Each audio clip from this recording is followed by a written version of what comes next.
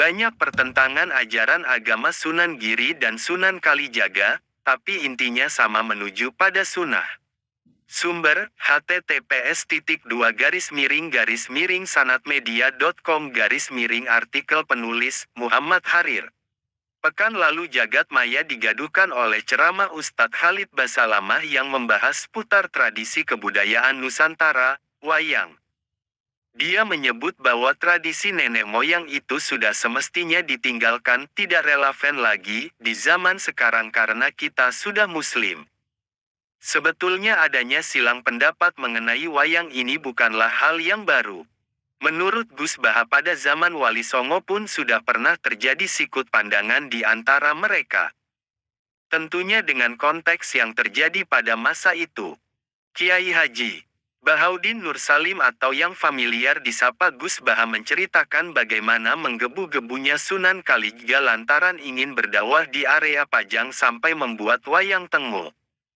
Wayang golek mirip patung inilah yang nantinya akan digunakan sebagai media dalam menyampaikan ajaran agama Islam.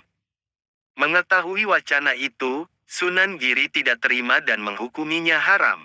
Sebab di akhirat kelak bakal diminta pertanggungjawaban oleh Allah SWT untuk menghidupkannya, memberikan nyawa. Sunan Kalijaga yang tidak bisa menyanggah fatwa dari Sunan Giri, tidak bisa berkutik. Akhirnya muncul Sunan Kudus, yang alim lagi arif, menengahi pertentangan di antara mereka berdua. Sunan Kalijaga agak tidak tahu hukum Islam karena mantan preman yang jadi wali. Akhirnya ditengah-tengahi oleh Sunan Kudus yang lebih alim, jelas Gus Baha dilansir dari channel Santri Gayeng. Sunan yang bernama asli Jafar Sadik ini lantas memberi usulan agar wayang tengul yang menyerupai patung itu dipipihkan saja. Sehingga alasan pertama yang mendasari keharaman itu menjadi hilang. Wayang ini dipeyokkan saja, agar jadi wayang kulit. Kalau wayang tengul itu berbentuk patung, kalau rata seperti kulit, sudah tidak bisa dikasih nyawa, karena sudah gepeng semua, papar Gus Baha. Persoalan menyiasati kondisi dan merekayasa fikih sudah berlaku sejak dulu.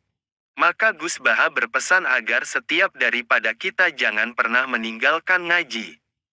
Karena, ketika seseorang rajin ngaji, akan semakin tambah ilmunya maka akan tambah sikap arifnya pula. Teladan Nabi dalam mendidik umat pada sesi pengajian ini Gus Baha juga mengisahkan Rasulullah sebagai figur yang meneduhkan ketika menyikapi umatnya yang nyeleneh. Al-Kisah tatkala Nabi mengimami salat, ada makmum dari orang kampung yang malah asyik ngobrol di tengah pelaksanaan salat. Usai salam tanda salat selesai, para sahabat mempertanyakan keabsahan sholat dari kedua makmum ini dan meminta diulangi lagi. Wahai Rasulullah, masak iya sholat kok malah asyik ngobrol? Protes para sahabat. Sebagai sosok yang cerdas dan bijaksana, Nabi Muhammad kemudian menggandeng tangan kedua makmum tersebut, menepi sebentar di tempat lain dan menasihatinya. Tanpa membentak dan memasang rona muka garang. Yang namanya salat memang mengobrol munajat. Tapi mengobrollah dengan Allah saja. Kalau ngobrol dengan manusia, tidak usah, jelas Rasulullah. Demi Allah, beliau tidak membentak saya, tidak memaki-maki saya. Rasulullah hanya mengatakan bahwa salat itu munajat, sehingga tidak sepatutnya dicampuri omongan dengan manusia, kesan orang kampung setelah dinasihati Nabi. Yang namanya mendidik umat memang mestilah bertahap, ia tidak bisa serta-merta dipaksakan berubah secara signifikan. Ia mesti disiarkan secara pelan-pelan. Kalau boleh meminjam gaya bahasa Gusmus, itulah ruhut dakwah, spirit mengajak yang diajarkan Nabi. Dilandasi lemah lembut dan kasih sayang.